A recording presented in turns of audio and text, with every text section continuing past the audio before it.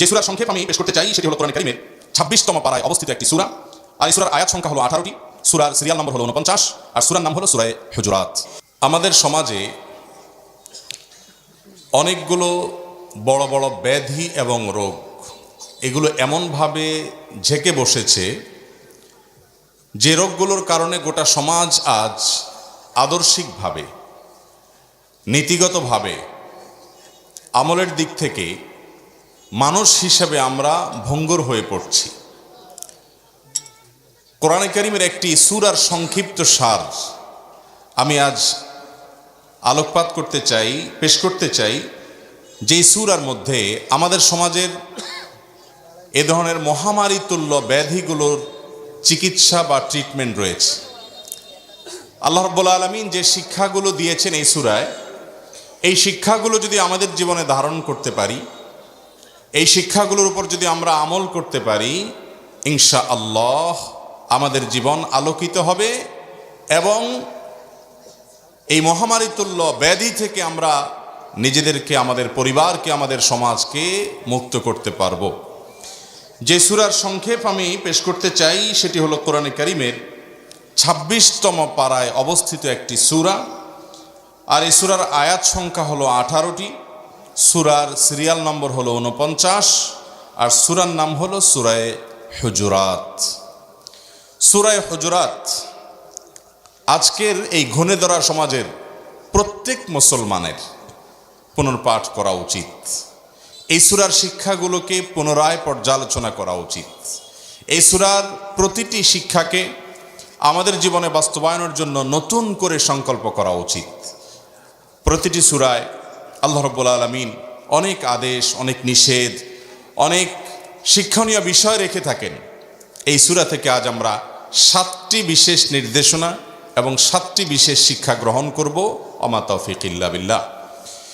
এই সূরার একেবারে শুরুতে আল্লাহ রাব্বুল আলামিন 1 থেকে 5 নম্বর আয়াত পর্যন্ত এই কয়েকটি আয়াতে প্রথম যে শিক্ষাটি আমাদেরকে দিয়েছেন তা হলো, একজন মুসলমান তিনি আল্লাহ নবী সাল্লাল্লাহু আলাইহি সাল্লামের প্রতি কি আদব এবং শিষ্টাচার দেখাবেন, নবী করিম সাল্লাল্লাহু আলাইহি সাল্লামের প্রতি তার ভদ্রতা এবং শিষ্টাচার কেমন হবে তার নমুনা তিনি উল্লেখ করেছেন। এবং এই প্রসঙ্গে আল্লাহ রাব্বুল আলামিন ইরশাদ করেছেন, লা তুকদ্দিমু বাইনা ইয়াদাইল্লাহি ওয়া রাসূলিহি, হে ঈমানদারগণ, তোমরা আল্লাহ এবং আল্লাহর রাসূল সাল্লাল্লাহু আলাইহি সাল্লামের সামনে আগ বেড়ে কোনো কিছু করবে না।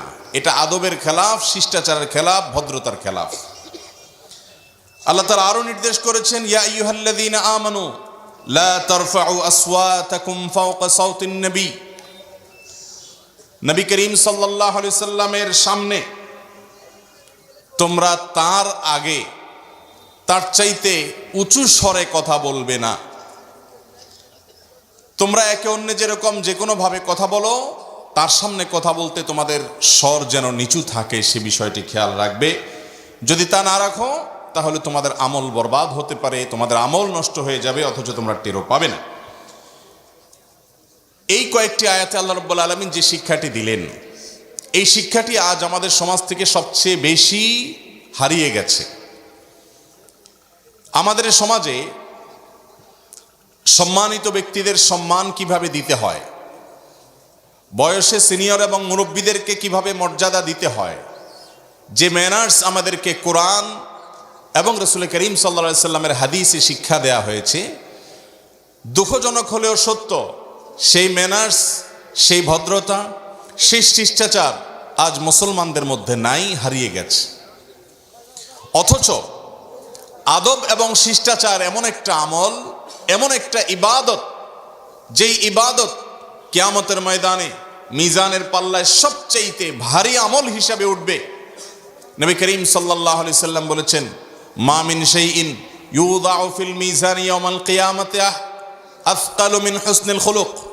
কিয়ামতের দিন মিজানের পাল্লায় যত আমল পরিমাপ করা হবে, এর মধ্যে মানুষের সুন্দর আচরণ, উত্তম ব্যবহার, ভালো ম্যানার্স, ভদ্রতা এবং শিষ্টাচার, এই আমলটা যে উঠানো হবে, সাধারণ ইবাদত এবং নেকামলের তুলনায় এই ভদ্রতার আমলটা, উত্তম আচরণের আমলটার ওজন হবে সবচেয়ে বেশি। অথচ এই ভদ্রতা আমাদের সমাজে আজকাল হারিয়ে গেছে। শিষ্টাচারের আজ দুর্ভিক্ষ চলছে। আমাদের তরুণরা সিনিয়রদেরকে সম্মান করতে ভুলে গেছে। বাংলাদেশের মুসলমান তো বটেই, অন্য ধর্মাবলম্বী যারা আছেন তাদের মধ্যেও মুরব্বীদেরকে সম্মান করার, শিষ্টাচার দেখানোর মানসিকতা ছিল, আজ সেটা নাই।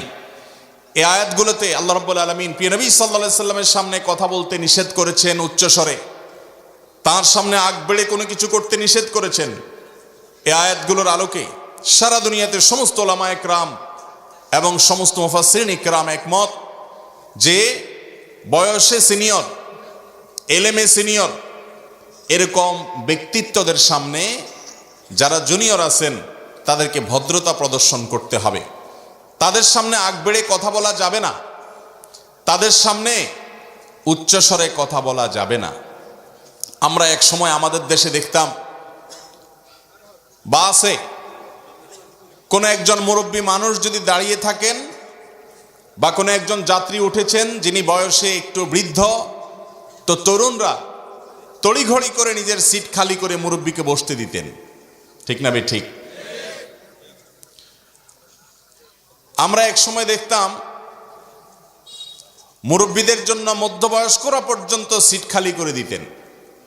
অথচ আপনারা গতকাল বা পরশুর একটা ঘটনা শুনেছেন, বাংলাদেশের একজন সিনিয়র আলেমে দ্বীন, বয়োবৃদ্ধ একজন আলেম, তিনি কোনো একটা টেলিভিশন প্রোগ্রাম শেষ করে বাসে করে যাচ্ছিলেন এবং বাসটি লোকাল বাস হওয়ার কারণে তিনি সেখানে দাঁড়িয়ে দাঁড়িয়ে যাচ্ছিলেন এবং ড্রাইভার কোনো একটা সময় যখন একটু জোরে ব্রেক করেছেন বা হার্ডলি ব্রেক করেছেন, তিনি পড়ে গেছেন এবং তার মাথা ফেটে গেছে। তিনি মাস্ক পরেছিলেন, সেজন্য হয়তো তাকে অনেকে চিনে নাই, কিন্তু তিনি দাড়ি পাকা বৃদ্ধ একজন মানুষ, সিনিয়র এবং বয়স্ক একজন আলেম। কিন্তু এই আলেম লোকটি বাসে দাঁড়িয়ে আছেন, দাঁড়িয়ে দাঁড়িয়ে যাচ্ছেন। পুরো বাসের মধ্যে একজন লোকও কি এমন ছিল না যেই লোক এই বয়োবৃদ্ধ মুরব্বী আলেমকে নিজের সিটটা ছেড়ে দিয়ে বলবে যে চাচা আপনি বসেন বা হুজুর আপনি বসেন। এই ভদ্রতা আজ কোথায় হারিয়ে গেছে যে আমাদের সমাজে মুরব্বীদেরকে আমরা সম্মান করতে জানি না। অথচ মুরব্বীদেরকে সম্মান করতে পারা এটা কোনো সাধারণ ইবাদত না। কিয়ামতের ময়দানে মিজানের পাল্লায় আমল গণা হবে না, আমল মাপা হবে। আমল আল্লাহ রাব্বুল আলামিন গুনবেন না কতগুলো এনেছেন, আল্লাহ তাআলা মাপবেন কত ভারী আমল এনেছেন। আর এই জন্য আল্লাহ তাআলা কোরআনে কারীমে বলেছেন, আল্লাযী খালাকাল মাউতা ওয়াল হায়াতা লিয়াবলুয়াকুম আইয়ুকুম আহসানু আমালা। আল্লাহ তাআলা তোমাদেরকে মৃত্যু এবং জীবন দিয়েছেন এটা পরখ করবার জন্য, এটা প্রমাণ করবার জন্য যে তোমাদের মধ্যে কে কত ভালো আমল করে, কে কত বেশি আমল করে সেটা নয়, কে কত উত্তম এবং ওয়েটফুল ভালো আমল করে। আর আল্লাহ রাব্বুল আলামিনের কাছে ভদ্রতা, শিষ্টাচার, উত্তম আখলাকের চাইতে ওজনে কোনো আমল আর নাই। মুহতারাম হাজরিন, এখন আর পাবলিক পরিবহনগুলোতে, পাবলিক প্লেসগুলোতে একজন বয়স্ক মুরব্বী মানুষকে দেখে তরুণরা বা তুলনামূলকভাবে বয়সে ছোটরা সিট ছেড়ে দিতে দেখা যায়। এটা একটা আলামত যে ভেতরে রোগ হয়ে গেছে এবং রোগ অনেক পুরাতন হয়ে যাচ্ছে, ক্রনিক রোগ হয়ে যাচ্ছে। এটার ট্রিটমেন্ট করা কঠিন হবে।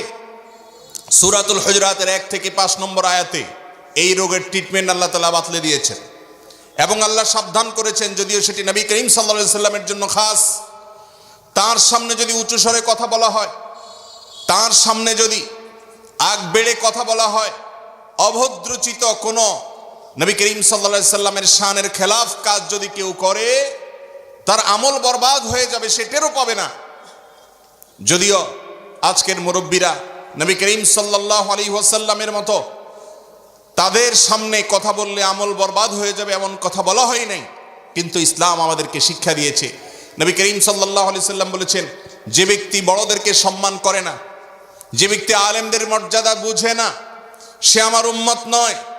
আমরা এক সময় দেখতাম তরুণরা রাস্তার পাশ দিয়ে যখন হেঁটে যেতেন, তুলনামূলকভাবে তার চাইতে সিনিয়র কাউকে দেখলে, বয়স্ক কাউকে দেখলে, একটু বড় কাউকে দেখলে রাস্তার পাশে কাচুমুচু করে দাঁড়িয়ে যেতেন, শ্রদ্ধা ভরে সালাম নিবেদন করতেন, সম্মান জানানোর জন্য দাঁড়ানো থামিয়ে দিয়ে তার সামনে হাসি মুখে সালাম পেশ করতেন। এখন যুবকদের মধ্যে আমল দেখা যায়? এখন যুবকরা কে গেল আর কে আসলো এটা দেখার মতো সময় তাদের হাতে নাই। ও যুবক ভাইরা আমার, এই সমাজের সৌন্দর্যগুলোকে হারিয়ে ভিন্ন দেশের, ভিন দেশের সমাজের অসৌন্দর্যগুলোকে যদি আমরা গ্রহণ করি, তাহলে আমাদের সমাজ, মুসলমানদের সমাজ হিসাবে যে শ্রেষ্ঠত্ব আমাদের ছিল বা আছে, এই শ্রেষ্ঠত্ব আর থাকবে না। আল্লাহ তাআলা আমাদের সকলকে ভদ্রতা এবং শিষ্টাচারের এই সবচেয়ে উন্নত এবং কিয়ামতের ময়দানে মিজানের পাল্লায় ভারী আমলটিকে আমাদের জীবনে বাস্তবায়ন করার তৌফিক দান করুন। সূরা হুজুরাতের 1 থেকে 5 নম্বর আয়াতে আল্লাহ রাব্বুল আলামিন আমাদের সমাজের এই মহামারীর আকার ধারণ করা দুরারোগ্য ব্যাধির ট্রিটমেন্ট করেছেন আল্লাহ তাআলা, এবং বলেছেন যে লোকগুলোকে আল্লাহ রাব্বুল আলামিন প্রিয় নবী সাল্লাল্লাহু আলাইহি সাল্লামের সাথী হিসাবে, সাহাবী হিসাবে, সহচর হিসাবে, সঙ্গী হিসাবে, তার শিক্ষার্থী হিসাবে নির্বাচন করেছেন, তাদের অন্তরগুলোকে আল্লাহ রাব্বুল আলামিন তাকওয়া দ্বারা পরিপূর্ণ করেছেন, আর সেই পরীক্ষায় তারা উত্তীর্ণ হয়েছে। আল্লাহ রাব্বুল আলামিন তাদেরকে বাছাই করে নিয়েছেন, এবং তাদের মধ্যে ছিল নবী করিম সাল্লাল্লাহু আলাইহি সাল্লামের প্রতি সবচেয়ে বেশি ভদ্রতা। আব্দুল্লাহ ইবনে ওমর রাদিয়াল্লাহু তাআলা আনহু বর্ণিত একটা হাদিস থেকে আমরা জানতে পারি, একবার প্রিয় নবী সাল্লাল্লাহু আলাইহি সাল্লাম বলেছেন, তোমাদের মধ্যে কেউ কি বলতে পারবে একটি গাছের কথা, যে গাছের দৃষ্টান্ত এবং তুলনা ইমানদারের সাথে দেওয়া যায়? কোন সে গাছ যে গাছটি মানুষের জন্য বিভিন্ন দিক থেকে উপকার বয়ে আনে, আর সেই উপকারিতাটা, বহুবিধ উপকারিতাটা দিয়ে থাকে মানুষ, ইমানদার মুসলমানকে, একজন ইমানদারকে, একজন মুসলমানকে ওই গাছের সাথে তুলনা দেওয়া যায় বহুবিধ উপকারিতা দেওয়ার দিক থেকে। কোন সেই গাছ? নবী করিম সাল্লাল্লাহু আলাইহি সাল্লামের এই প্রশ্নের জবাবে সিনিয়র অনেক সাহাবী, আবু বকর, ওমর রাদিয়াল্লাহু তাআলা আনহুমা সহ অনেক সিনিয়র সাহাবীরা বসেছিলেন, কেউ জবাব দিচ্ছিলেন না। তখন আব্দুল্লাহ ইবনে ওমর রাদিয়াল্লাহু তাআলা আনহু, তিনি এর জবাবটি তার জানা ছিল, কিন্তু বয়সে তিনি ছোট ছিলেন। তিনি মনে চাচ্ছিলেন যে তিনি জবাবটা বলে দিবেন বা কথাটা বলে দিবেন, উত্তরটা তিনি বলবেন। নবী করিম সাল্লাল্লাহু আলাইহি সাল্লামের সামনে সিনিয়র সাহাবীরা আছেন, মুরব্বীরা আছেন, সেজন্য তাদের সৌজন্যতায়, তাদের প্রতি ভদ্রতা দেখাতে গিয়ে তিনি বলার সাহস করলেন না। এরপর একটা পর্যায়ে নবী করিম সাল্লাল্লাহু আলাইহি সাল্লাম নিজেই উত্তর বলে দিলেন যে সে গাছটি হলো খেজুর গাছ, যে গাছের সাথে ইমানদারের তুলনা দেওয়া চলে। কারণ খেজুর গাছ ফল দেয়, আবার ছায়া দেয়, আরো বিভিন্নভাবে গাছ থেকে উপকার হাসিল করা যায়, যেটা মরুভূমিতে, মরু অঞ্চলে অন্য কোনো গাছ দ্বারায় হয় না।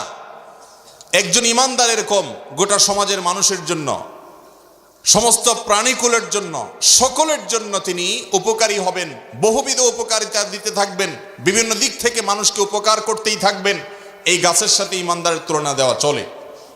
পরবর্তীতে আব্দুল্লাহ ইবনে ওমর রাদিয়াল্লাহু তাআলা আনহু বলেছেন, আমার মনে হচ্ছিল যে ইমানদারের সাথে উপকারিতা দেওয়ার যে তুলনার কথা নবী সাল্লাল্লাহু আলাইহি সাল্লাম বলেছেন সেটা খেজুর গাছ। আমি এটা নিশ্চিত ছিলাম, বলতেও মনে চাচ্ছিল, কিন্তু মুরব্বীদের দিকে তাকিয়ে যে তাদের সামনে আমি আমার পণ্ডিতি জাহির করব, আমার কথাটা বলে ফেলবো, এটা অভদ্রতা হবে, সেজন্য আমি বলি নাই। সময়ত তরুণ ভাইয়েরা আমার, বয়সে যারা আমরা যুবক আছি সে সমস্ত ভাইদেরকে বলছি, আজ এই ভদ্রতা, এই শিষ্টাচার, এই সম্মান দেখানোর কালচার আমাদের সমাজ থেকে বিদায় হয়ে গেছে। অথচ এটা ইমানদারের সবচাইতে ওজনী আমল, সবচাইতে ভারী আমল। কিয়ামতের ময়দানে যে আমলটি আমাদের সবচাইতে বেশি উপকারে আসবে। আল্লাহ রাব্বুল আলামিন আমাদেরকে বয়সে সিনিয়রদেরকে সম্মান করার তৌফিক দান করুন।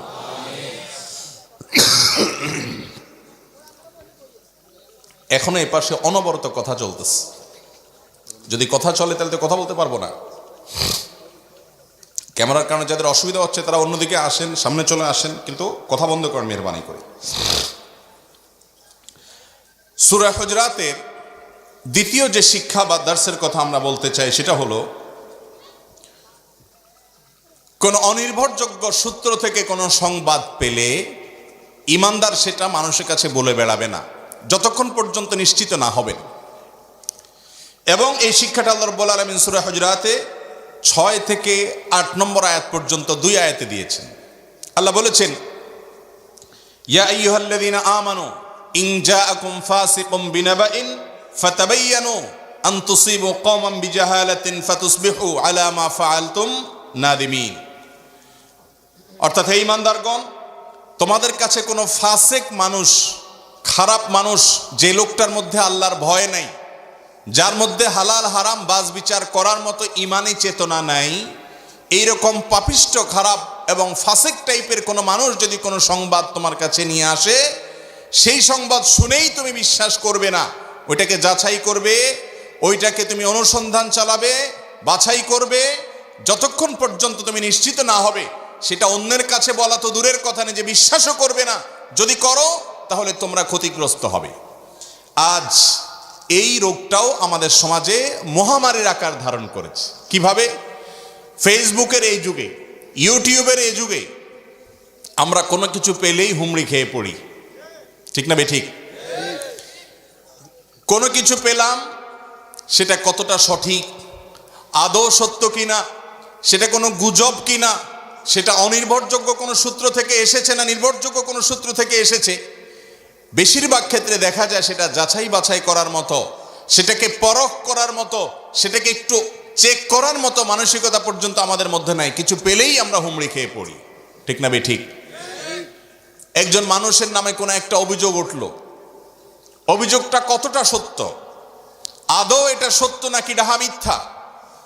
বিশেষ করে আজকাল যখন মিডিয়া প্রত্যেকটা মানুষের হাতে হাতে, যখন আস্ত একজন ফেরেশতা সুলভ মানুষকে সম্পূর্ণ দোষে দুষ্ট করে, দোষী করে, হাজারো অভিযোগে, মিথ্যা অভিযোগের তীর তার দিকে নিক্ষেপ করে, তাকে অভিযুক্ত করে সমাজের মানুষের কাছে নায়ককে ভিলেন হিসেবে দেখানো, এটা যখন বিভিন্ন মাধ্যমে ডাল ভাতের মতো ব্যাপার হয়ে গেছে, এই সময়ে এসে যেই কোনো মানুষ সম্পর্কে কোনো কিছু জানতে হলে বা যে কোনো বিষয় সম্পর্কে কোনো কিছু সংবাদ যদি গ্রহণ করতে হয়, ঈমানদার অন্তত অপেক্ষা করবে, চেক করবে, ক্রস চেক করবে, গুজবে কোনো মুসলমান কান দিতে পারে।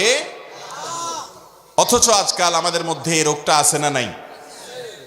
অহরহ আছে। যা শুনলাম সেটা বিশ্বাস করলাম। কাফা বিল মারই কাযিবান আন ইউহাদ্দিসা বিকুল্লি মা সামিআ।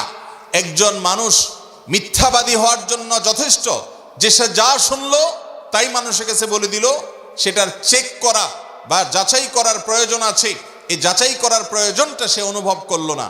আর এই জন্য সূরা হুজরাতে আল্লাহ রাব্বুল আলামিন এই শিক্ষাটা আমাদেরকে দিয়েছেন যে কোনো ফাসিক কোনো সংবাদ নিয়ে এলে তোমরা সেটাকে অন্যদের কাছে বলা তো দূরের কথা, বিশ্বাস করার আগে যাচাই করবে। বিধায় একজন ঈমানদার তিনি অত্যন্ত সচেতন হবেন, অত্যন্ত সতর্ক হবেন। কোনো গুজবে কান দেওয়া যাবে। আপনি কোনো গুজবে যদি কান দেন, কারোর মিথ্যা সংবাদ যদি বিশ্বাস করেন, সেটাকে যদি আপনি ভালো করে চেক না করেই বিশ্বাস করে নেন, তাহলে এর ফলে আপনি গুনাহগার হবেন। কারণ একজন মানুষের চরিত্রে হয়তো কালিমা দেয়া হয়েছে, আপনি বিশ্বাস করে আপনি গুনাহগার হলেন। ফেসবুকে একটা পোস্ট পেলেন, ওইটা শেয়ার দিয়ে দিলেন, ওইটার কপি পেস্ট করে দিলেন, ওইটা অন্যদের কাছে বলে বেড়াইলেন, অথচ এটা সত্য না মিথ্যা আপনি কিছুই জানেন না। ইউটিউবে কিছু পেলেন আর সেটাকে আপনি ছড়ানো শুরু করে দিলেন, আদৌ সেটা সত্য কি মিথ্যা এটা আমি জানি না।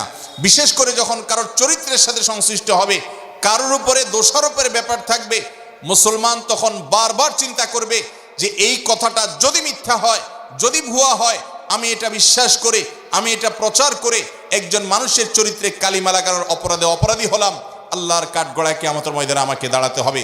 এই জন্য মুসলমান যা শুনবে অন্ধের মতো তা বিশ্বাস করবে। আমাদের পরিবারগুলোতে আজকাল ঘরে ঘরে অশান্তি, এই রোগটি আমাদের মধ্যে থাকার কারণে। অনেক সময় দেখা যায় নিজের স্ত্রী সম্পর্কে আপনার পরিবারের অন্য সদস্যদের কাছ থেকে শুনে আপনি বিশ্বাস করেছেন, অথচ সংবাদ সত্য নয়, মিথ্যা। অথবা আপনার মার ব্যাপারে আপনার স্ত্রীর কাছ থেকে কোনো সংবাদ শুনেছেন, কোনো তথ্য জেনেছেন, অথচ তথ্যটা ভুয়া, ভিত্তিহীন অথবা মন গড়া, কিংবা সেই তথ্যটা বাড়িয়ে বলা হয়েছে। আপনি যদি সেটাকে চেক না করে হুট করে বিশ্বাস করে বসেন এবং বিশ্বাস করে যদি কোনো পদক্ষেপ আপনি নিয়ে ফেলেন, তো আল্লাহ তাআলা সেটার সম্পর্কে বলেছেন যে ফাতুসবিহু আলা মা ফাআলতুম নাদিমিন। এই মিথ্যা, অসত্য, বানোয়াট কিংবা বাড়িয়ে দেওয়া তথ্যকে বিশ্বাস করে যদি তুমি কোনো পদক্ষেপ গ্রহণ করো, তাহলে একটা সময় তোমাকে তোমার এই পদক্ষেপের কারণে লজ্জিত হতে হবে। এই জন্য ভাইরা আমার, সোশ্যাল মিডিয়া হোক, বাসা বাড়ির ভেতরে হোক, যেই কোনো জায়গায় হোক, যেই কোনো বিষয় সম্পর্কে, বিশেষ করে কোনো মানুষের ব্যাপারে যখন অভিযোগ তোলা হবে, সেই অভিযোগটা সত্য না মিথ্যা, এটা যাচাই করা হলো একজন ইমানদারের ইমানের দাবি। আল্লাহ তাআলা আমাদের সবাইকে সেরকম সচেতন ইমানদার এবং মুসলমান হওয়ার তৌফিক দান করুন। সূরা হুজুরাত এর তৃতীয় যে শিক্ষা আমরা পাই, সেটি আল্লাহ রাব্বুল আলামিন এই সূরার 9 থেকে 10 নম্বর আয়াতে উল্লেখ করেছেন। আর সেই শিক্ষাটা হলো, মুসলমানদের মধ্যে কখনো যদি কোনো বিষয়ে গন্ডগোল ফাসাদ দেখা দেয়, একের সাথে অন্যের সাথে যদি কোনো রকম মনের অমিল দেখা দেয়, কোনো প্রকার যদি ঝামেলা তৈরি হয়, দূরত্ব তৈরি হয়, তাহলে সেক্ষেত্রে আপনি একজন তৃতীয় পক্ষ হিসাবে আপনার দায়িত্ব হলো সেই বিবাদমান দুই পক্ষকে এক করে দেওয়ার চেষ্টা করা, মীমাংসা করা, নাকি তাদের মধ্যে ঝগড়া আরো বাড়ানো। আজ আমাদের সমাজে এই রোগটাও প্রকট আকারে ধারণ করেছে। দুজন মানুষের মধ্যে যদি গন্ডগোল লাগে, তো আমরা সেখানে আরেকজনের ঘর পোড়ার মধ্যে নিজের আলু পোড়া দিতে যাই, ঠিক না ঠিক? দুজন মানুষের মধ্যে গন্ডগোল লেগেছে গ্রামে, তো সেখান থেকে কিভাবে গন্ডগোলটা আরো বাড়ানো যায়, একজনের কাছে গিয়ে অন্যজনকে উস্কে দেওয়া, আবার তার কাছে গিয়ে একে উস্কে দেওয়া, এই চগলখড়ির চরিত্রটা আমাদের সমাজে আছে না নাই? একজন লোক, তিনি যদি খাঁটি মুসলমান হতে চান, তিনি যদি এই কোরআনের অনুসারী হিসাবে নিজেকে প্রমাণ করতে চান, তাহলে এই দুশ্চরিত্র থেকে নিজেকে মুক্ত করতে হবে। আমি দুজন মুসলমানের মধ্যে গন্ডগোল লাগার পর যদি গন্ডগোল বাড়ানোর জন্য ভূমিকা রাখি, তাহলে এই ব্যক্তিকে মানুষরূপী শয়তান বলা হবে। কারণ মানুষের মধ্যে গন্ডগোল লাগানোটা শয়তানের কাজ। এই কাজটা যদি কোনো মানুষ করে, তাহলে সে দেখতে মানুষ হলেও হয়তো নিজের অজান্তে সে শয়তানের দোসর। এই রোগটা আমাদের সমাজে আছে না নাই আজকাল? ভাইরা আমার, নবী করিম সাল্লাল্লাহু আলাইহি ওয়াসাল্লাম তাহরিসুল বাহাইমকে হারাম করেছেন। আমাদের দেশে অনেক সময় দেখবেন মুরগির লড়াই হয়, ষাঁড়ের লড়াই হয়, বিভিন্ন পশু ও পাখি একের সাথে অন্যের মারামারির খেলা হয়, এবং এই মারামারি জমানোর জন্য অনেক রকম আয়োজন করা হয়, অনেক কলাকৌশল আছে।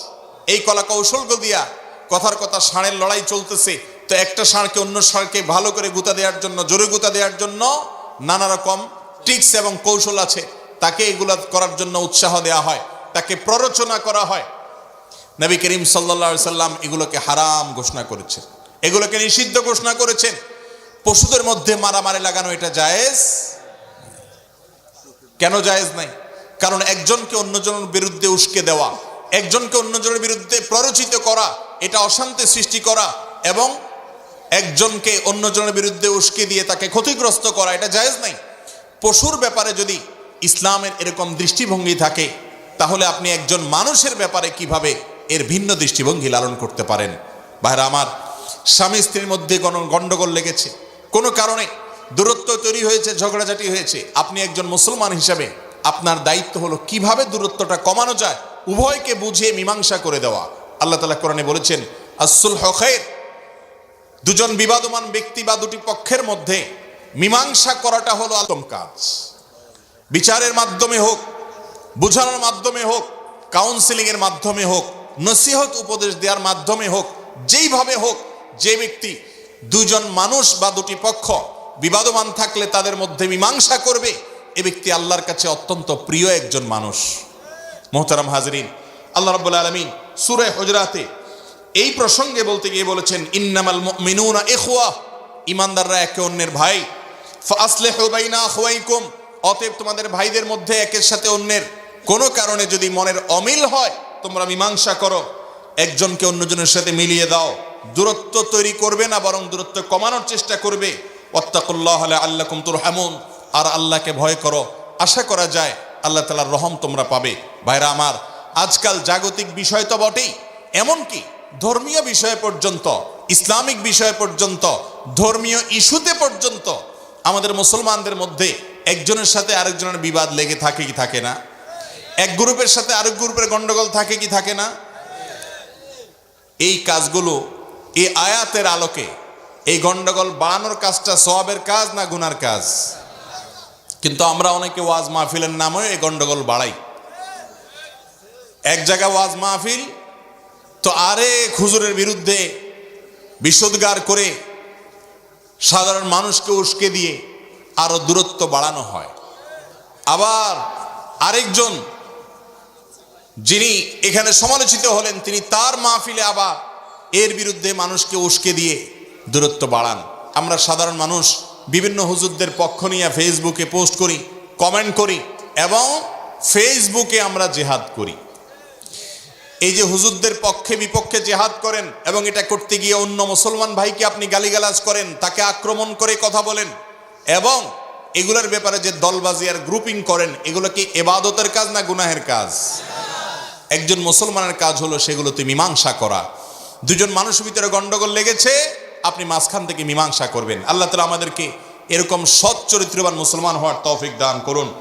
মোহতারাম হাজরিন, সূরা হুজুরাতের এই শিক্ষাটিও আজ আমাদের সমাজে অনেক বেশি ধারণ করা প্রয়োজন, কারণ সমাজ আজ চগলখুরে ভরে গেছে। প্রতিটা পরিবারেই দেখা যায় এক বা একাধিক ব্যক্তি কম বেশ চগলখড়ির এই রোগে রুগ্ন, এই দোষে দুষ্ট বা দোষী। প্রতিটা সমাজে দেখা যায় যে চগলখোর ঘরে ঘরে, মোড়ে মোড়ে, দোকানে দোকানে, দলে দলে, জায়গায় জায়গায় অহরহ চগলখোর আর চগলখোর। ইমানদারদের মধ্যে মীমাংসা করার, ভেজাল মেটানোর মানুষ সমাজে একেবারেই কম। আর এই কম সংখ্যক মানুষগুলোই জান্নাতে যাবে ইনশাআল্লাহ। আল্লাহ তাআলা আমাদের সবাইকে ইমানদারদের মধ্যে, বিবাদবান মানুষদের মধ্যে মীমাংসা করার তৌফিক দান করুন। নাম্বার 4, সূরা হুজুরাতের 4 নম্বর যে শিক্ষা আল্লাহ রাব্বুল আলামিন দিয়েছেন সেটি 11 নম্বর আয়াতে অত্যন্ত গুরুত্বপূর্ণ। তা হলো কোনো মুসলমান যেন কাউকে নিয়ে বিদ্রূপ না করে, কারোর পেছে লাগালাগি করে না করে, কাউকে যেন দোষারোপ না করে এবং কাউকে যেন নাম বিকৃতি না করে। এই দোষগুলো একই সঙ্গে আল্লাহ রাব্বুল আলামিন সূরা হুজুরাতের 11 নম্বর আয়াতে উল্লেখ করেছেন। এই দোষগুলো এবং এই রোগটাও আমাদের সমাজে ব্যাপক আকারে আজ দেখা যায়। বিশেষ করে বিদ্রূপ করা, এটা তো সোশ্যাল মিডিয়াতে আমাদের তরুণ প্রজন্মের সবচেয়ে প্রিয় কাজ। ট্রলবাজি করা, কি করা ভাই? ট্রলবাজি করা। সেটা টিকটকের মাধ্যমে হোক, ফেসবুকের মাধ্যমে হোক, লাইকের মাধ্যমে হোক, বিভিন্ন মাধ্যমে আজ অন্য আরেকজনকে আপনি নিয়ে মজা করছেন, রসিকতা করছেন এবং ট্রলবাজি করতে করতে এক ধরনের ভিডিও বানায় যুবকরা আজকাল, নাম দিয়েছে রোস্টিং ভিডিও। দেখছেন আপনারা? সারা জীবন শুনে আসছেন মুরগির রোস্ট করে। এই রোস্টিং ভিডিওতে কোনো মুরগির রোস্ট হয় না, মানুষের রোস্ট হয়। ভাইরা আমার, কোনো মানুষ হয়তো একটা দোষ করেছেন বা অন্যায় করেছেন, তার সমালোচনা হওয়া দরকার মানুষকে সাবধান করার জন্য, সতর্ক করার জন্য। এরকম যদি থাকে তাহলে সেই সমালোচনার মূলনীতি ইসলামে আছে না নাই? সমালোচনার নাম দিয়ে আপনি যা খুশি করতে পারবেন। একজন লোকের সমালোচনার নাম দিয়ে আপনি যদি তাকে নিয়ে বিদ্রূপ করেন, ব্যঙ্গ করেন এবং সীমানা ছাড়িয়ে চলে যান, তার ব্যক্তিগত বিষয়ে আপনি আঘাত করতে থাকেন, যা করে নাই সেটাও বলেন এবং আপনি যদি সীমা লঙ্ঘন করেন, তাহলে এই সমালোচনা করে আপনি কোনো ভালো কাজ তো করেনই নাই, বরং আপনি একজন পাপিষ্ঠ হিসেবে আল্লাহর কাছে কিয়ামতের ময়দানে দাঁড়াতে হবে। আজকাল এই আরেকজনের চরিত্র নিয়ে ব্যঙ্গ বিদ্রূপ করা, আপনার বিভিন্ন রকমের ভিডিও বানিয়ে তাকে অপমান অপদস্থ করা, তার ব্যক্তিগত বিষয়গুলোকে হাস্যরসে পরিণত করা, তাকে অপমান করার অপচেষ্টা আজ আমাদের অনেক যুবক ভাইয়ের মধ্যে আছে এবং এটাকে আমরা কোনো দোষের কিছু মনে করছি না। এটাই হলো ভয়ের জায়গা। আপনি এটাকে মনে করছেন আপনার রাইট, আপনার অধিকার, অথচ ইসলাম তো বটেই। কোনো সভ্য সমাজে অন্য কোনো মানুষের চরিত্র নিয়ে চিনিমিনি খেলা, তার সমালোচনা করতে সীমা লঙ্ঘন করা, রোস্টিং করার নাম দিয়ে তাকে অপমান করা, অপদস্থ করা, এটা কোনো সভ্য সমাজের কোনো মানুষের জন্য বৈধ হতে, কিন্তু সে কাজটা আমরা করছি কি করি না? ভাইরা আমার, হয়তো কোনো একজন ব্যক্তি মুখ ফসকে কোনো একটা ভুল কিছু বলে ফেলেছে, আপনি এবার বিদ্রূপ করছেন, আপনি ব্যঙ্গ করছেন, আপনি হাসি তামাশা করছেন, আপনি তাচ্ছিল্য করছেন, অথচ এরকম ভুল আপনার দ্বারাও হতে পারে। ঠিক না বে ঠিক? ভাইরা আমার, এই বিষয়গুলো সোশ্যাল মিডিয়াতে বিশেষ করে এমনভাবে হয়, যারা করেন তারা এগুলো করার সময় এটা যে অপরাধ, এটা যে জঘন্য অপরাধ, এটা যে কবিরা গুনাহ মহাপাপ, সেই সেন্সটুকু পর্যন্ত কাজ করে না। কত শত মানুষকে নিয়ে ট্রলবাজি করছেন, তাচ্ছিল্য করছেন, অপমান অপদস্থ করছেন, রোস্ট করছেন এবং এ জাতীয় আরো আপত্তিকর অনেক কিছু করছেন। এই কাজগুলোর মাধ্যমে হাজারো মানুষের অধিকার নষ্ট করে কিয়ামতের ময়দানে আপনাকে দাঁড়িয়ে থাকতে হবে। যতই ইবাদত বন্দেগী করেন, বান্দার হক আল্লাহ তাআলা মাফ করবেন না। অতএব একজন ইমানদার কখনো কাউকে নিয়ে যা খুশি তা করতে পারে না, ব্যঙ্গ বিদ্রূপ হাসি তামাশার পাত্র বানাতে পারে না। সমালোচনা করতে হলে সেটা মার্জিত ভাষায় গঠনমূলকভাবে হতে হবে। বিশেষ করে আজকাল সোশ্যাল মিডিয়ার কিছু অ্যাপ আছে, এই অ্যাপগুলোর বেশিরভাগ কার্যক্রমই হলো এই টাইপের, অর্থাৎ বিশেষ করে যুবকদের কাজগুলো হলো যে হাসি তামাশা করা, কাউকে নিয়ে মজা করা এবং ব্যঙ্গ বিদ্রূপ করা। হ্যাঁ, হাসি তামাশা বা মজাটা যদি এমন হয় যে নিছক মজার ছলে হচ্ছে, তাকে অপমান করা হচ্ছে না, তিনি নিজেও সেটাকে এনজয় করছেন, তাহলে তো এটা মজাই হবে। কিন্তু যেটাকে আপনি আপনার নিজের মজার জন্য করছেন, কিন্তু তাতে আরেকজনের চরিত্র হনন হচ্ছে, লোকটার মনে কষ্ট হবে, তাহলে সেটা জায়েজ নাই। ভাইরা আমার, যে ইসলাম কারোর পেছনে তার সত্য কোনো দোষ, যে দোষে আসলে সে দোষী, সে দোষের কথা পর্যন্ত তার পেছনে অন্য কারোর কাছে বলাটাকে গীবত করে বলে আখ্যায়িত করে সেটাকে হারাম করেছে, সেখানে আপনি ওপেন প্ল্যাটফর্মে একজন মানুষের চরিত্র নিয়ে আপনি মজা করবেন, চিনিমিনি খেলবেন, আপনি রোস্টিং ভিডিওর মতো এরকম আপত্তিকর কর্মকাণ্ড করবেন। যুবক ভাইরা আমার, এই যৌবনকাল চিরকাল থাকবে না। একটা সময় যৌবনকাল চলে যাবে, সেন্স আপনার হয়তো ফিরে আসবে, কিন্তু তখন আপনি ব্যাক গিয়ারে আর আসতে পারবেন না, এসে এই কাজগুলোকে আর ডিলেট করতে পারবেন না, আপনার এই পাপগুলো হয়তো মোচন করতে পারবেন না, খুঁজে খুঁজে কতজনের হক নষ্ট করেছেন মাপ চাইতে পারবেন না। আল্লাহ তাআলা আমাদেরকে সময় থাকতে সাবধান হওয়ার তৌফিক দান করুন। আজকাল দেখা যায় ফেসবুকে এবং বিভিন্ন অ্যাপসে, বিভিন্ন আপনার সোশ্যাল মিডিয়াতে কোনো ব্যক্তি হয়তো তিনি কোনো ভুল করেছেন, এবার তার ছবিকে বিকৃত করে, ব্যঙ্গ করে, তার গলায় জুতা ইত্যাদি দিয়ে বিভিন্নভাবে অপমান করে তার ছবিকে এডিট করে আমরা বিভিন্ন রকমের পোস্ট তৈরি করি। এই রোগটা আমাদের মধ্যে আছে না নাই? ভাইরা আমার, কোনো মানুষের নাম বিকৃতি করা ইসলামে যেখানে সরাসরি নিষেধ। আল্লাহ রাব্বুল আলামিন সূরা হুজরাতের 9 থেকে সূরা হুজরাতের 11 নম্বর আয়াতে যেখানে মানুষকে নামের বিকৃতি করাকে নিষেধ করেছেন, সেখানে আপনি ছবিতে একজন মানুষের পুরো চেহারা বিকৃতি করে ফেলবেন, আপনি মজা করছেন। আপনি যদি কখনো ফান্দে পড়েন বা ফেসে যান, আপনি যদি কখনো কোনো ভুল করে মানুষের সমালোচনার পাত্র হন, আপনার ছবিকে নিয়ে যদি এরকম ব্যঙ্গ বিদ্রূপ করা হয়, আপনার কাছে কেমন লাগবে? আমাদের অনেক ইউটিউবার ভাইরাও এই কাজটা করেন। থাম্বনেলের মধ্যে কারোর গলার মধ্যে জুতার মালা দিয়ে দিলেন, যা খুশি তা করলেন, কাউকে আপনি এমনভাবে ছবি এডিট করলেন যে অপমানকর হয়। একজন মুসলমানের জন্য এই সমস্ত অসভ্য কর্মকাণ্ড করা জায়েজ হতে। সূরা হুজরাতে আল্লাহ রাব্বুল আলামিন সেজন্য বলেছেন, ইয়া আইয়ুহাল্লাযীনা আমানু লা ইয়াসখার কওমুম মিন কওমিন আসা আন ইয়াকুনু খায়রাম মিনহুম ওয়ালা নিসাউম মিন নিসাইন আসা আন ইয়াকুননা খায়রাম মিনহুন।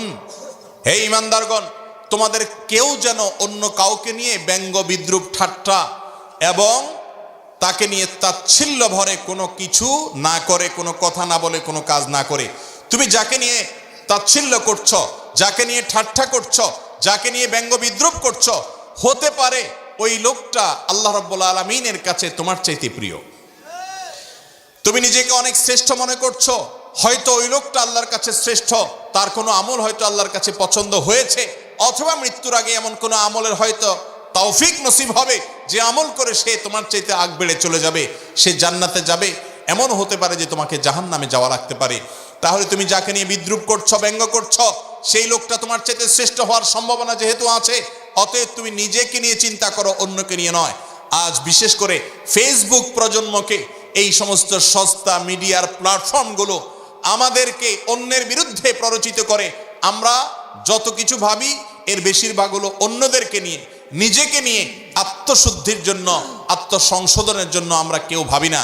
ভাইরা আমার কবরে আমার সম্পর্কে জিজ্ঞাসা করা হবে, কে কি করেছে সে সম্পর্কে আমাকে জিজ্ঞাসার জবাব দিতে হবে না। ভাইরা আপনার নিজের সবচেয়ে বড় উপকার হবে যদি আপনি নিজের সংশোধন নিজে করেন। আপনি সময় দিচ্ছেন অন্যের জন্য। সময় মানুষের জীবনের সবচেয়ে দামি সম্পদ। এই সম্পদটা আপনি আরেকজনের পেছনে সমালোচনা করে, তার পিছনে ছিদ্রান্বেষণ করতে গিয়ে, তার দোষ আবিষ্কার করতে গিয়ে, তাকে নিয়ে ব্যঙ্গ বিদ্রুপ করতে গিয়ে আপনি ব্যয় করছেন। আরেকজনের জন্য আপনার মূল্যবান সময় দিয়ে দিচ্ছেন, অথচ অন্যকে তুচ্ছ প্রমাণের জন্য যে সময় ব্যয় করছেন, সে সময় আপনার নিজের শ্রেষ্ঠত্ব, আপনি যে খাঁটি মুসলমান, আপনি যে ভালো মানুষ, সে বিষয়গুলোকে আপনি প্রমাণ করতে পারেন। অতএব সময় অন্যের জন্য নয়, আল্লাহর ওয়াস্তে নিজের জন্য, নিজের দামি অ্যাসেট সময়কে ব্যবহার করুন। চেষ্টা করব না ইনশাআল্লাহ? তো এই সূরা হুজুরাতের 11 নম্বর আয়াতে আল্লাহ রাব্বুল আলামিন আমাদেরকে একে অন্যকে নিয়ে ব্যঙ্গ বিদ্রুপ করা এবং তাচ্ছিল্য করা, ঠাট্টা করা, মানুষকে ছোট করা, এই বিষয়কে হারাম করেছেন।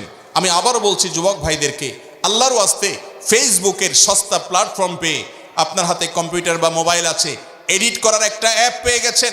কারোর ছবিকে এডিট করে সেটাকে নিকৃষ্টভাবে, নোংরাভাবে, অপমানকরভাবে, তার জন্য লজ্জার হয়, তিনি দেখতে যেটা অপছন্দ করবেন, এরকমভাবে যদি আপনি পেশ করেন, আপনি যদি তথাকথিত রোস্টিং ভিডিওর নামে কারোর বিরুদ্ধে সমালোচনা করতে গিয়ে সীমা লঙ্ঘন করেন, তাকে ব্যক্তিগতভাবে, অনাহতভাবে, অনাকাঙ্ক্ষিতভাবে যদি আক্রমণ করেন, তার চরিত্র হনন করেন, মিথ্যা অভিযোগ করেন এবং তাকে নিয়ে গালমন্দ করেন, হারাম কোনো কাজ করেন, মনে রাখবেন দুনিয়াতে হয়তো আপনাকে কেউ ধরছে না, আল্লাহ রাব্বুল আলামিনের কাছে সব কিছু সংরক্ষিত হচ্ছে। কিয়ামতের ময়দানে দেখবেন এই ফেসবুকের ক্রিয়াকর্ম এবং টিকটকের অপকর্মগুলোর কারণে শুধুমাত্র আপনাকে জাহান্নামে যেতে হচ্ছে। আল্লাহ তাআলা আমাদের সবাইকে বেঁচে থাকার তৌফিক দান করুন।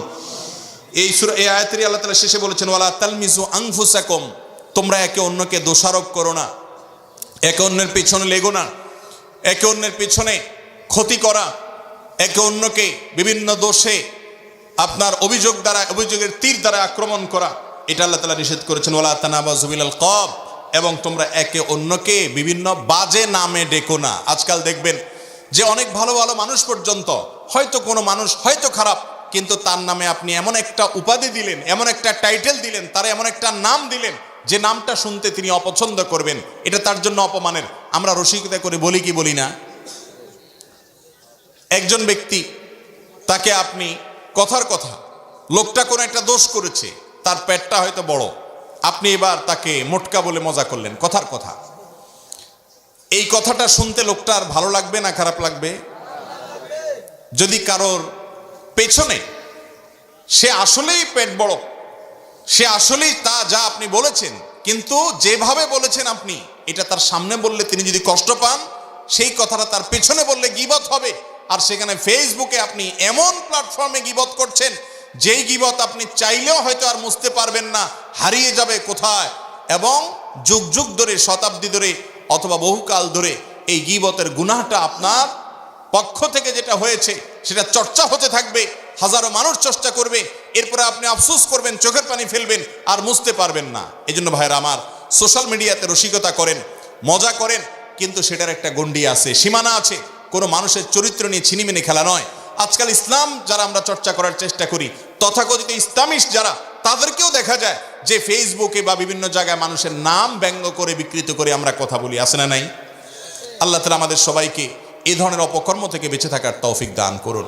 অনেক লোক আছে 5 ওয়াক্ত নামাজ পড়ে, ইসলাম প্রচার, উনি দাওয়াতি কাজ করতেছেন, উনি ফেসবুকে জিহাদ করতেছেন, উনি আরেকজনের বিরুদ্ধে এমন এক উক্তি করেছেন যেটা রীতিমতো একজন মানুষের নাম বিকৃত করার শামিল, তাকে নিয়ে বাজে একটা কথা বলেছেন। আল্লাহ রাব্বুল আলামিন বলেছেন, ওয়ালা তানাবাযু বিল আলকাব, তোমরা কারোর নাম বিকৃত করে, নামকে পরিবর্তন করে খারাপ নামে ডাকবে না। বিসাল ইসমুল ফুসুক বাদাল ঈমান, ঈমান আনার পরে ধরনের গুনাহ করা, এগুলো অত্যন্ত খারাপ, কতই না খারাপ বিষয়। বিধায় আল্লাহ তাআলার কাছে তওবা করতে হবে যেগুলো পেছনে হয়ে গেছে। আর যদি তওবা না করেন, ওমাল্লাম ইয়াতুব ফাউলাইকা হুমুজ জালিমুন, তাদেরকে আল্লাহ তাআলা জালিম বলে ঘোষণা করেছেন। এরপর সূরা হুজুরাতের পরবর্তী 5 নম্বরের যে শিক্ষা, সেটি 12 নম্বর আয়াতের আল্লাহ রাব্বুল আলামিন বিস্তারিত আলোচনা করেছেন। সেটা হলো কোনো মানুষের পেছনে যেন সমালোচনা করা না হয় এবং তার প্রতি কুধারণা করা যেন না হয়, এবং বিশেষ করে গীবতের গুনাহ পাপ এটা যেন না হয়, এবং কারোর পেছনে যেন লাগা না হয়। এই বিষয়গুলো আমাদের সমাজে আজকাল এত মজার কাজ। সবচেয়ে মজার কাজ হলো দুজন মানুষ একত্র হলে তৃতীয় জন সম্পর্কে সমালোচনা করা, তার দোষ নিয়ে আলোচনা করা, রসিয়ে রসিয়ে মজা করে করে তাকে নিয়ে আপনি চর্চা করা, যেটাকে পরচর্চা বলে, পরনিন্দা বলে, গীবত বলে। এই গীবতটা এখন আর গীবত নাই, এটা আমাদের কাছে এখন ঘি ভাতে পরিণত হয়ে গেছে। ঠিক না ঠিক? চা দোকানে কয়েকজন মানুষ বসলে ওই এলাকার ওই গ্রামের আশপাশের কার কি দোষ আছে সেগুলো নিয়ে রসিয়ে রসিয়ে আমরা কথা বলি। মা বোনরা দুজন একত্র হলে তৃতীয় কোনো মহিলার কি দোষ আছে না আছে সেগুলো নিয়ে আমরা চর্চা করি। ঠিক না ঠিক? আল্লাহ রাব্বুল আলামিন বলেছেন, ইয়া আইয়ুহাল্লাযীনা আমানু ইজতানিবু কাসীরাম মিনায-যান, হে ঈমানদারগণ, তোমরা অনেক ধারণা আছে, মানুষের প্রতি মন্দ ধারণা যেটা আছে সেটা থেকে বেঁচে থাকো। ইন্না বা'দায-যান্নি ইসম, কারণ কিছু কিছু ধারণা অপরাধ। তুমি যদি কারোর প্রতি সুধারণা করো সেটা সওয়াবের কাজ, কিন্তু কারোর প্রতি কুধারণা করলে এটা সওয়াবের কাজ নয়। এই কাজটা অফলাইনে অনলাইনে ব্যাপক হারে হয়, যে মানুষ সম্পর্কে কুধারণা করা। আপনি আপনার স্ত্রী সম্পর্কে, স্বামী সম্পর্কে, ভাই সম্পর্কে, বন্ধু সম্পর্কে, পরিচিত অপরিচিত যে কোনো মানুষ সম্পর্কে এমন ধারণা করলেন যে ধারণাটা অসত্য হতে পারে, মিথ্যাও হতে পারে। আপনার ধারণার উপরে ভিত্তি করে কারোর প্রতি খারাপ ধারণা করলেন, এটা জায়েজ নাই। নবী করিম সাল্লাল্লাহু আলাইহি ওয়াসাল্লাম বলেছেন, ইয়াকুম ওয়াজ-যান্না, কারোর প্রতি কুধারণা করা থেকে বেঁচে থাকবে। ফাইন্নাজ-যান্না আকযাবুল হাদিস, যদি কারোর প্রতি খারাপ ধারণা করো তাহলে এটা হলো সবচেয়ে বড় মিথ্যা কথা, সবচেয়ে বড় মিথ্যা কথা। কিয়ামতের ময়দানে আল্লাহ রাব্বুল আলামিন অন্যের প্রতি খারাপ ধারণাকারীকে বলবে, প্রমাণ হাজির করো, কিসের ভিত্তিতে তুমি খারাপ ধারণা করেছো? লোকটা এরকম করেছে, এমনটি বলেছে, হয়তো সে বলেই নেই, তুমি শুধু ধারণা করে বললে। এই বিষয়গুলোকে আমাদের সমাজে মানুষ দোষের কাজ মনে করে না। নামাজি মানুষ, দাড়িওয়ালা মানুষ, হাজি সাহেব মানুষ, গাজী সাহেব মানুষ, হাফেজ সাহেব, মাওলানা সাহেব, মুফতি সাহেব, বক্তা সাহেব, শ্রোতা সাহেব, অনেক ভালো ভালো সাহেবরা পর্যন্ত অন্য সম্পর্কে খারাপ ধারণা করাকে অপরাধ মনে করেন না। অথচ এগুলো ছোট অপরাধ না, এগুলো বড় অপরাধ এবং মহাপাপ, কবিরা গুনাহ। জেনা করা অপরাধ আমরা জানি, চুরি করা অপরাধ আমরা জানি, ডাকাতি করা অপরাধ আমরা জানি, মানুষ হত্যা করা অপরাধ আমরা জানি, মাদক সেবন করা অপরাধ আমরা জানি। কিন্তু আল্লাহর জমিনে অন্য কোনো মানুষ সম্পর্কে খারাপ ধারণা করা, বাজে ধারণা করা, তার পেছনে এমন কোনো চিন্তা ভাবনা করা যেটা আসলে আমার কাছে নিশ্চিত প্রমাণ নাই, এই রকম ধারণা করা গুনাহের কথা, কবিরা গুনাহ, মানুষের অধিকার নষ্ট হয়। এই ধারণা আমাদের সমাজে বেশিরভাগ মানুষের নাই। আল্লাহ তাআলা আমাদের সবাইকে অন্যের প্রতি কুধারণা করার এই পাপ থেকে বেঁচে থাকার তৌফিক দান করুন। সূরা হুজুরাতের এই 5 নম্বর শিক্ষায় মানুষের প্রতি কুধারণা থেকে বেঁচে থাকার পাশাপাশি আল্লাহ তাআলা বলেছেন, ওয়ালা তাজাসসু, তোমরা অন্যের পিছে লেগো না, স্পাইগিরি করো না, অন্যের পেছনে গোয়েন্দাগিরি করো না। এই দোষটাও আমাদের মধ্যে আছে, খুঁটিয়ে খুঁটিয়ে খুঁচিয়ে খুঁচিয়ে দোষ আবিষ্কার করা। অমুক দিকে কেন গেল সে, নিশ্চয়ই কোনো দুর্বিসন্ধি আছে, খারাপ মতলবে গেছে, লাগলেন তার পিছনে। এই কথাটা কেন বলল সে, নিশ্চয়ই তার কোনো খারাপ উদ্দেশ্য আছে, লেগে গেলেন পিছনে। এই রোগগুলো আমাদের মধ্যে আছে না নাই? এমনকি এই রোগটাও তথাকথিত ইসলামিস্ট, যারা আমরা বিভিন্ন দলের পক্ষে, বিভিন্ন গ্রুপের পক্ষে, বিভিন্ন হুজুরের পক্ষে, বিভিন্ন মৌলবী সাহেবদের পক্ষে হয়ে অন্য মৌলবী সাহেবদের বা ভিন্ন মতের মুসলমানদের ঘায়েল করার জন্য আমরা তথাকথিত জেহাদ করি। শয়তান যেটাকে আমাদের জন্য জেহাদ হিসাবে দেখাইছে, তারা এই ধরনের পাপটা কোনো কোনো ক্ষেত্রে একটু বেশি করেন। ঠিক না ভাই? ঠিক। পেছনে লাগা, আরেক হুজুর কি বলল, তাহলে ওনার উদ্দেশ্য কি ছিল, উনি এটা কেন বলল না, তাহলে ওনার উদ্দেশ্য কি ছিল, উনি তাহলে কি চাচ্ছেন, ওনার ভেতরে কি আছে, ওনার মতলব কি। এই যে ভেতর আবিষ্কার করার চেষ্টা করা, এটা হলো শয়তানের কর্মকাণ্ড। আল্লাহ বলেছেন, ওয়ালা তাজাসসু, কারোর পেছনে গোয়েন্দাগিরি করতে যাবে না। বাহিরে যেটা দেখবা এটা দেখে বিশ্বাস করবা, ভালোটা ধারণা করবা, এরপর যদি তোমার ধারণা ভুল প্রমাণিত হয় তারপরে তুমি সওয়াব পাবা, কারণ তুমি সুধারণা করেছো। আর যদি মন্দ ধারণা করো, বাস্তবে সেটা যদি হয়ও, তারপরে তুমি অপরাধী, কারণ তুমি প্রমাণ ছাড়া একটা মানুষ সম্পর্কে খারাপ ধারণা করলে এবং তার পিছে লাগলে। ভাইরা আমার, আল্লাহ রাব্বুল আলামিন যেরকম নির্দেশ করেছেন, নবী করিম সাল্লাল্লাহু আলাইহি ওয়াসাল্লাম বলেছেন, ওয়ালা তাদাবারু, এই মুসলমানরা তোমরা একে অন্যের পিছে লেগো না, একে অন্যের পিছনে লাগালাগি করবা না। অথচ আজকাল এটা আমাদের পছন্দের কাজ। এরপর আল্লাহ বলেছেন, ওয়ালা ইয়াগতাব বা'দুকুম বা'দা, তোমাদের কেউ যেন তার পেছনের সমালোচনা না করে, গীবত না করে। আইয়ুহিব্বু আহাদুকুম আইয়াকুলা লাহমা আখিহি মাইতান ফাকারিহতুমু, তোমাদের কোনো ভাই মারা গেলে সেই মৃত ভাইয়ের গোশত খাইতে কি তোমরা কেউ পছন্দ করবে? অবশ্যই করবে না। তাহলে সেটাকে যেরকম অপছন্দ করো, গীবতের পাপটা সেই রকম অপরাধ, এটাকে এরকম অপছন্দ করবে। অথচ এটা আর অপরাধ তো না, আমাদের কাছে এটা ঘি ভাতের মতো হয়ে গেছে। অনলাইন অফলাইন সব জায়গায় মানুষের পেছনে সমালোচনা আমরা করি। ভাইরা আমার, এই সমালোচনা জায়েজ নয়। আমাদের অনেকে বলেন যে অন্যের গীবত করছিস, এটা দোষটা তো তার মধ্যে আছে, আমি তো মিথ্যা বলতেছি না। নবী করিম সাল্লাল্লাহু আলাইহি ওয়াসাল্লাম বলেছেন যিকরুকা আখাকা মা ইয়াকরাহুহু। জিজ্ঞাসা করা হয়েছে, তিনি জিজ্ঞাসা করেছেন না তাদরুনা মাল গীবাহ, তোমরা কি জানো গীবত কাকে বলে? সাহাবীরা বললেন আল্লাহ ওয়া রাসূলুহু আলাম, আল্লাহ এবং তার রাসূল ভালো জানেন গীবত কাকে বলে, কোরআন যেটাকে হারাম করেছে। তখন নবীজি সাল্লাল্লাহু আলাইহি ওয়াসাল্লাম বলেছেন যিকরুকা আখাকা মা ইয়াকরাহুহু, তুমি কোনো ব্যক্তির পেছনে এমন কোনো কথা যদি বলো যেই কথাটা তার সামনে বললে তিনি কষ্ট পাবেন, এটাই গীবত। একটা লোক খাটো, আপনি তার পেছনে বললেন বাইটটা, এটা সে শুনলে যদি কষ্ট পায়, তাহলে তার পেছনে আরেকজনের কাছে আপনি বললেন, আপনার আমলনামা গীবতের গুনাহ হয়ে গেল। কত ডেঞ্জারাস বিষয়। নবী করিম সাল্লাল্লাহু আলাইহি ওয়াসাল্লাম বলেছেন যে ওই দোষটা যদি ওই ব্যক্তির মধ্যে থাকেও, তারপরেও তার পেছনে বলতে পারবেন না, পড়লে হয় তার সামনে বলবেন আর নাহলে চুপ থাকবেন। অনেক গীবতকারীরা বলে যে তার সামনেও আমি বলতে পারবো, তখন আপনারা পাল্টা জবাবে বলবেন সামনে যদি বলার হিম্মত থাকে তাহলে সামনেই বলবা, পিছনে বলার সুযোগ অধিকার নাই। এভাবে সামাজিক সম্প্রীতি নষ্ট হয় এবং দূরত্ব বাড়ে। এর পাশাপাশি 6 নম্বর যে শিক্ষা এই সূরা হুজরাত আমাদেরকে দিচ্ছে সেটা হলো যাতে করে প্রত্যেকটা মানুষ নিজেকে অন্যের সাথে কম্পেয়ার করে তাকওয়া দিয়ে। কোনো মানুষ শিক্ষাগত যোগ্যতা, কোনো পদমর্যাদা, কোনো নাম যশ খ্যাতি, কোনো পরিচিতি, কোনো বংশমর্যাদা, এগুলোর কোনোটার ভিত্তিতে কোনো মানুষের মর্যাদা নির্ণীত হয় না। আল্লাহ রাব্বুল আলামিনের কাছে কিয়ামতের ময়দানে মানুষের মর্যাদা নির্ণয় হবে যেটা দিয়ে, সেটার নাম হলো তাকওয়া। এই বিষয়টিকে আল্লাহ রাব্বুল আলামিন আমাদের কাছে বার্তা হিসাবে দিয়েছেন, আমাদের মধ্যে যেন কোনো অহংকার না আসে, আমরা যেন দেখি যে আমি তাকওয়ার দিক থেকে কতটা এগিয়ে আছি, পিছিয়ে আছি।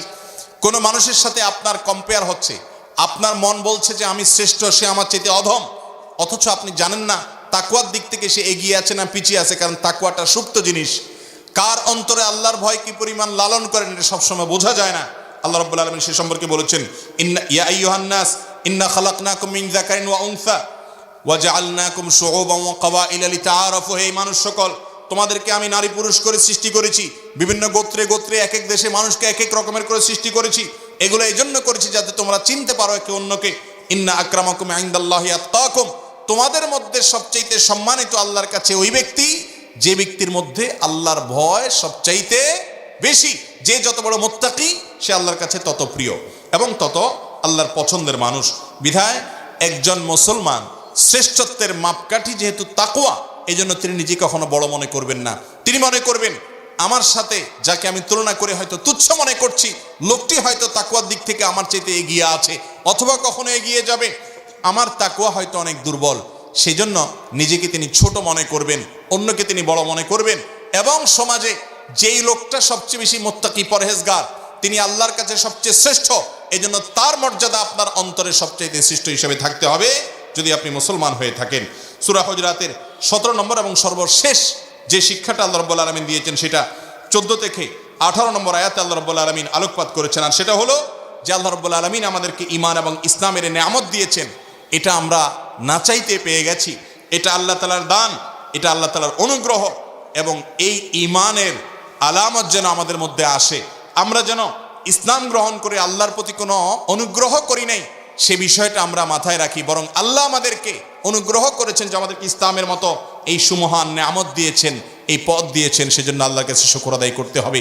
এই 7টি বিষয়, এইগুলো যদি আমাদের সমাজে আজ আমরা ধারণ করতে পারি, আমাদের সমাজে যদি এই শিক্ষাগুলোকে আমরা গ্রহণ করতে পারি, তাহলে সমাজ শিষ্টাচার এর অভাবে যে অভদ্রদের এক অভয়ারণ্যে পরিণত হয়েছে সেটা থেকে মুক্তি লাভ করবে। এবং গুজব এবং মিথ্যার ছড়াছড়ির কারণে যে অশান্তি বিশৃঙ্খলা সমাজে হচ্ছে, আমরা অপরাধী হচ্ছি, গুনাহগার হচ্ছি, সেখান থেকে বাঁচা যাবে। এবং মুসলমানদের মধ্যে, সমাজের মানুষের মধ্যে মীমাংসার মাধ্যমে পারস্পরিক যে গণ্ডগোল ফাসাদ এবং সম্পর্ক অবনতির ঘটনাগুলো আছে সেগুলো কমবে। সেই সাথে একে অন্যকে বিদ্রুপ করা, একে অন্যের পেছনে লাগা, একে অন্যের শত্রুতা করা, একে অন্যকে অভিযুক্ত করা, একে অন্যের নাম বিকৃত করা, এই অভিযোগগুলো থেকে বাঁচার মাধ্যমে আমরা খাঁটি মুসলমান হতে পারবো। এই সাথে মানুষের প্রতি কুধারণা করা, কারোর পেছনে সমালোচনা করা এবং কারোর পেছে লাগা, এই অপরাধগুলোর মাধ্যমে যে সামাজিক বিশৃঙ্খলা হয়, সমাজে অসম্প্রীতি হয়, সম্প্রীতি নষ্ট হয়, এগুলো থেকে আমরা মুক্ত থাকতে পারবো।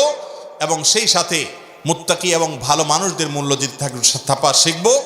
আজকে যেরকম সমাজে যার পয়সা বেশি, যার দাপট বেশি, যার ক্ষমতা বেশি, তাকে মানুষ শ্রেষ্ঠ মনে করে, তাকে সালাম দেয়।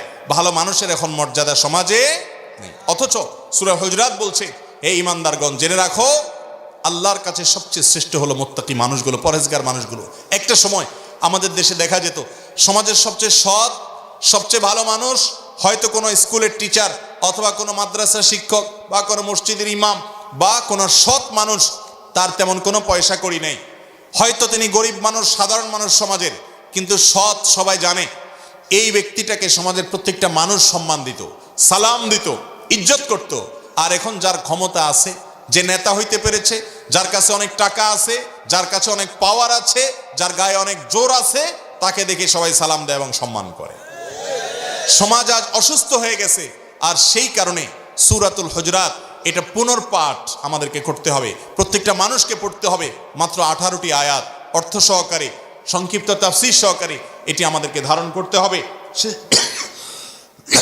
সেই সাথে আল্লাহর দেওয়া এই নিয়ামত, ঈমানের নিয়ামত, ইসলামের নিয়ামত, এটা আমরা পাওয়ার পরে আল্লাহ রাব্বুল আলামিনের শুকরিয়া আদায় করা আমাদের দায়িত্ব, কর্তব্যের মধ্যে পড়ে। বিশেষ করে চাওয়া ছাড়া আমরা পেয়ে গেছি। আর এই তৌফিকটা আমাদের হাসিল হবে তখন যখন আমরা এই সূরাটা সুন্দর করে, ভালো করে, অর্থ সহকারে বুঝবো, তাফসীরটা জানার চেষ্টা করবো। আল্লাহ রাব্বুল আলামিন সূরা হুজরাতের এই 7টি শিক্ষার সবগুলোকে আমাদের প্রত্যেকের জীবনে বাস্তবায়ন করার তৌফিক দান করুন। ওয়া আখিরু দাওয়ানা আনিল হামদুলিল্লাহি রাব্বিল আলামিন।